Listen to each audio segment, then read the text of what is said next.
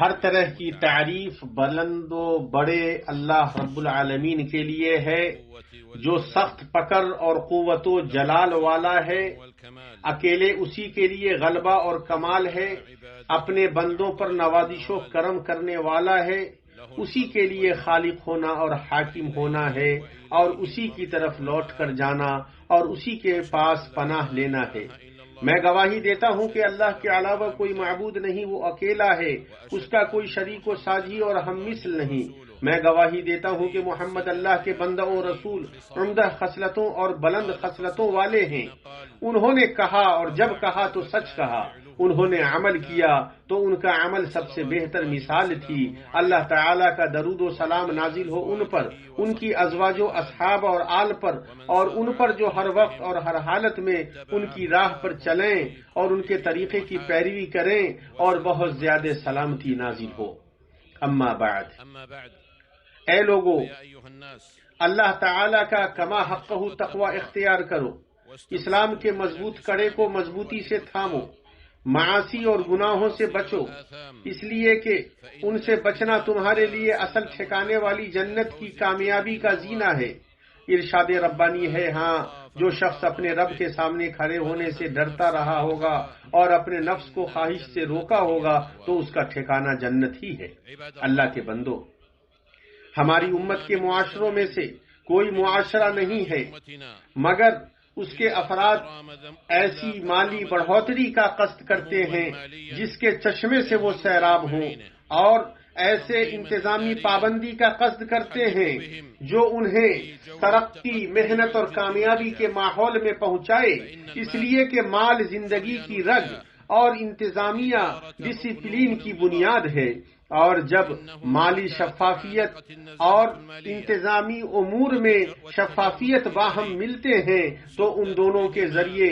مالی اور انتظامی بدعنوانی کے سوراخ بند ہو جاتے ہیں۔ وہ دونوں سماج کی تیزی سے چلنے والی کشتی کو توازن، قناعت، امانت اور ذاتی منافع پر عام مفاد کو مقدم رکھنے کے کنارے پر لے جاتے ہیں۔ جو کوئی بھی اسلام کی آسان شریعت پر غور کرے گا تو وہ اس میں ایسی چیزیں پائے گا جو دینی و دنیاوی امور میں لوگوں کی مدد کرتی ہیں، اور اس میں ایسی چیزیں پائے گا جو بندہ اور رب کے مابین رشتے کو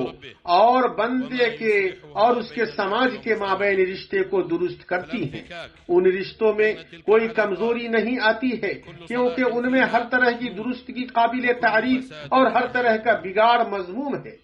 جہاں بندہ اور اس کے رب کے مابین رشتہ باہمی درگزر اور معافی پر مبنی ہوتا ہے، وہیں بندوں کے مابین ایک دوسرے کے ساتھ دنیاوی تعلقات باہمی منافست اور تنازع پر مبنی ہوتے ہیں۔ اسی کے دور کرنے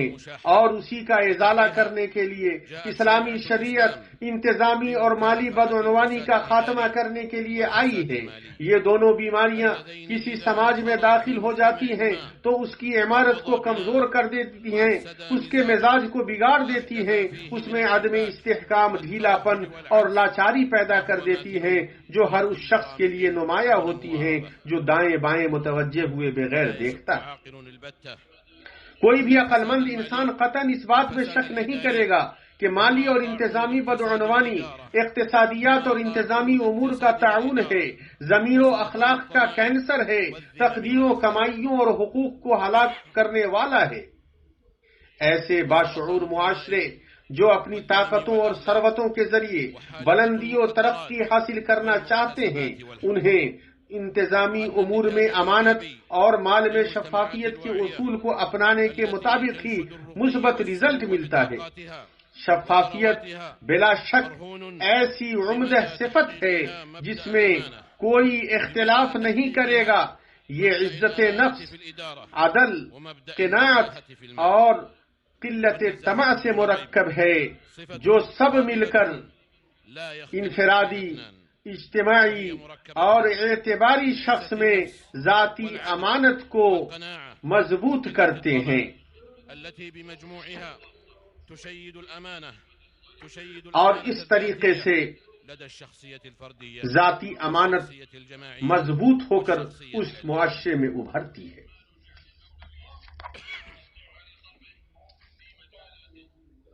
اللہ کے بندوں، مالی و انتظامی بدعنوانی دونوں مختصر ترین عبارت میں یوں بیان کیے جا سکتے ہیں: سربراہ مملکت نے بندوں کے مفاد کے لیے جسے کوئی عہدہ سونپا ہے وہ عوامی اثر و رسوخ کا غلط استعمال کرے، وہ اس طرح کہ وہ مفاد عامہ کا خیال رکھنے کے بجائے خاص مفاد کے تبادلے کے لیے اس اثر و رسوخ کا استعمال کرے۔ مالی بدعنوانی میں عوام کے اس مال کی بربادی ہے جس پر اسے امین بنایا گیا ہے، اور اس کے استعمال میں اس بات کو اولیت نہ دینا ہے کہ اسے ان میدانوں میں خرچ کرے جن میں خرچ کرنے کے لیے سربراہ مملکت اور بادشاہ کی طرف سے امین بنائے گئے شخص کو ذمہ داری سونپی گئی ہے۔ اس طرح کے مال کے سلسلے میں لوگوں کی دو قسمیں ہیں۔ ایک قسم یہ ہے کہ گڑبڑی کرنے والا مال کو سرقہ اور ہیلے سے لے لے اور اس میں کسی چیز کی پرواہ نہ کرے، بلکہ وہ یہ سمجھے کہ یہ اس کے لیے ایسا سہانا موقع ہے جو چھوڑنے اور تاخیر کو قبول نہیں کرے گا۔ دوسری قسم تعویل کرنے والوں کی ہے جو اس مال کو سرقہ اور لوٹنے کے نام سے نکال کر اسے ہدیہ، محنتانہ سہولتیں وغیرہ دوسرے ناموں کے تحت درج کرتا ہے۔ بدعنوانی کرنے والا اپنی اس بدعنوانی کو ذہانت اور چمکدار لباس کا جو بھی چولا پہنا دے اور اسے اس کے نام کے علاوہ جس نام سے بھی موسوم کر دے، لیکن یہ ساری چیزیں اس کے عیب کو نہیں چھپا سکتی اور اس کی حقیقت میں سے کچھ بھی نہیں بدل سکتی۔ انتظامی بدعنوانی میں اس کا بگاڑ ظاہری طور پر اس طرح واضح ہوتا ہے کہ لوگوں کی سہولت، امتیاز اور کامیابی کو انتظامی ترجیح نہ بنائی جائے، بلکہ بدعنوانی کرنے والا اس میں صلاحیت مندوں سے مواقع کو ضائع کر دے،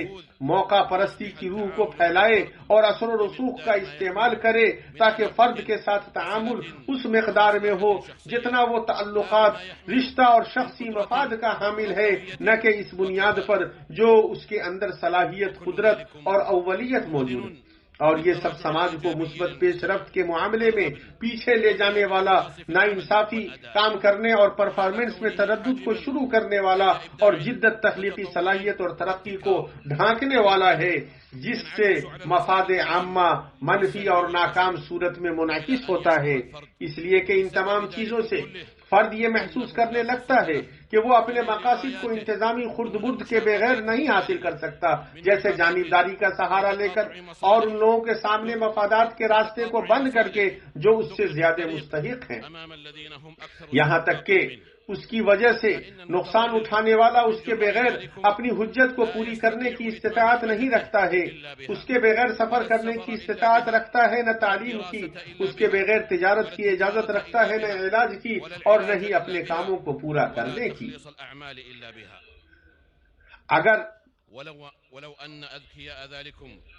اگر اس بدعنوانی پر ذہن لگانے والے اپنی ذہانت کو ان چیزوں میں لگائیں جو ان کے سماج کو فائدہ پہنچائے اور اپنی ذمہ داریوں کو کما حقہ انجام دیں، تو وہ سماجوں کے عبقری افراد اور اس کے معماران میں سے شمار ہوں گے، نہ کہ اس کی بنیادوں کو ہلانے اور اسے منہدم کرنے والے پھاوڑے۔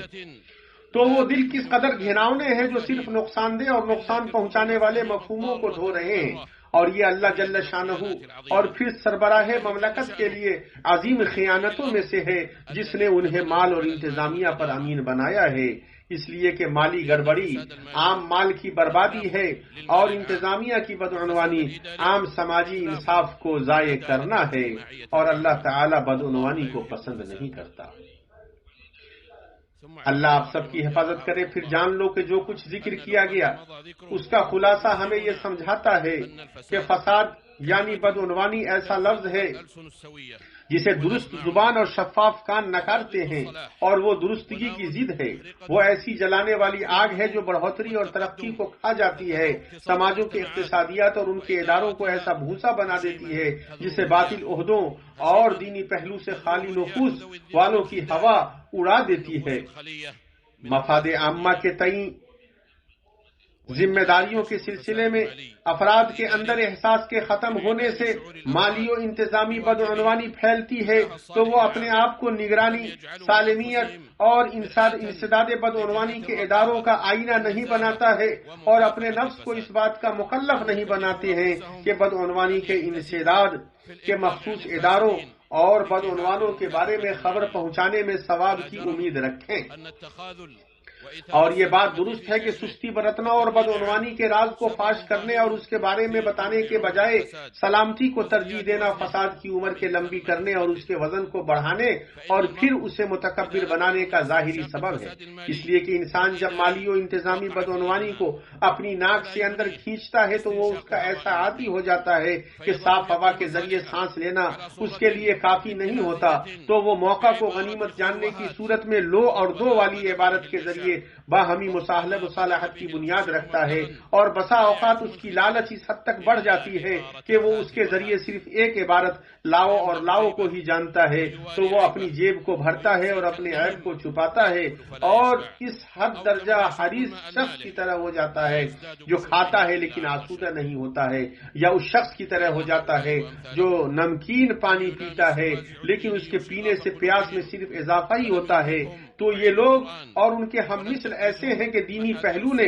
ان کے دلوں کے شغاف کو نہیں چھوا، نہ ہی قرآن کی وعید نے انہیں ڈرایا اور نہ ہی سنت کی تنبیہ نے انہیں روکا، تو ایسے لوگ اس بات کے حقدار ہیں کہ ان کے سلسلے میں وہ قول صحیح ہو جو امام مالک نے اپنی کتاب میں ذکر کیا ہے کہ اللہ تعالیٰ بادشاہ کے ذریعے اس چیز کو روکتا ہے جسے قرآن کے ذریعے نہیں روکتا۔ ابن القاسم کہتے ہیں کہ میں نے مالک کو کہا کہ یزعو کا کیا معنی ہے، تو انہوں نے کہا روکنا اللہ کے بندو، اور اسی سلسلے میں اللہ تعالیٰ کا قول ہے سلیمان کے سامنے ان کے تمام لشکر جنات اور انسان اور پرند میں سے جمع کیے گئے ہر قسم کی، تو وہ روکے جاتے تھے، یعنی وہ روکے جاتے تھے اور ان میں سے آگے والا پیچھے والے کو آگے بڑھنے سے روکتا تھا۔ قرطبی نے اس آیت کی تفسیر میں کہا ہے، اس آیت میں امام اور حکام کے لیے ایسی اتھارٹی کے اختیار کرنے پر دلیل ہے جو لوگوں کو روکے اور ان میں سے بعض کو بعض پر دست درازی کرنے سے منع کرے۔ حسن بصری نے کہا ہے لوگوں کے لیے کوئی اتھارٹی ہونی ضروری ہے، یعنی ایسا بادشاہ جو انہیں روکے۔ اے لوگوں، اسی وجہ سے اللہ تعالیٰ نے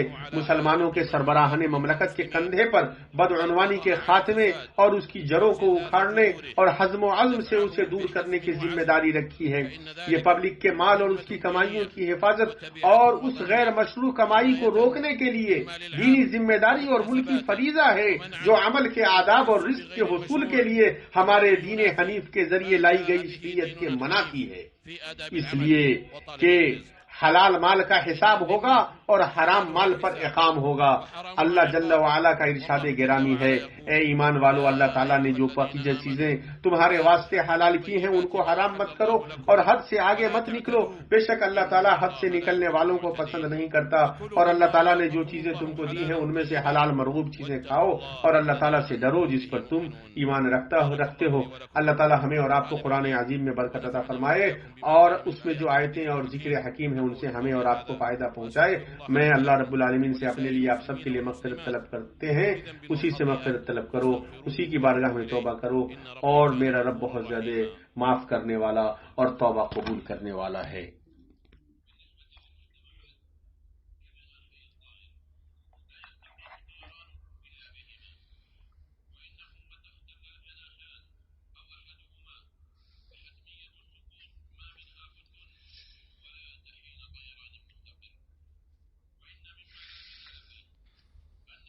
ہر طرح کی تعریف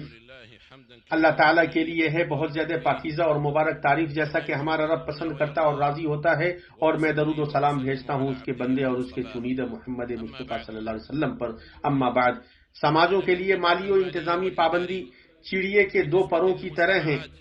وہ ان دونوں کے بغیر درست طریقے سے اڑ ہی نہیں سکتا۔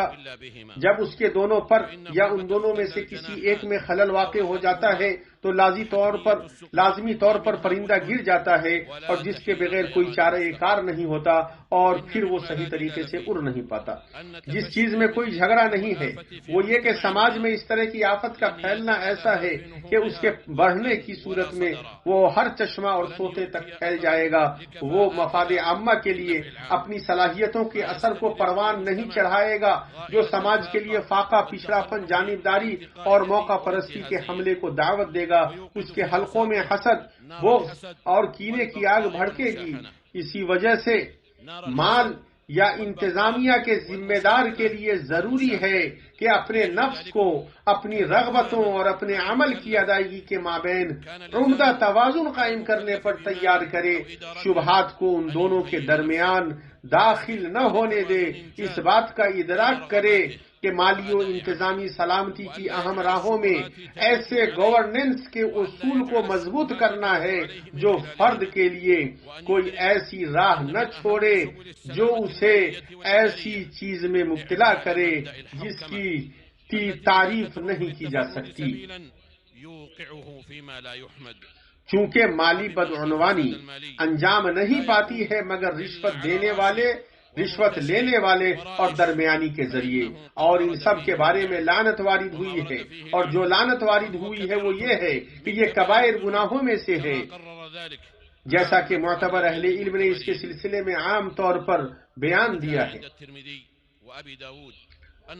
ترمذی اور ابو داؤد میں ہے کہ اللہ کے وسلم نے رشوت دینے اور رشوت لینے والے پر لعنت بھیجی ہے، اور ایک روایت میں ہے رائش وہ ہے جو رشوت لینے اور دینے والے کے مابین ہوتا ہے. اللہ کے رسول صلی اللہ علیہ وسلم نے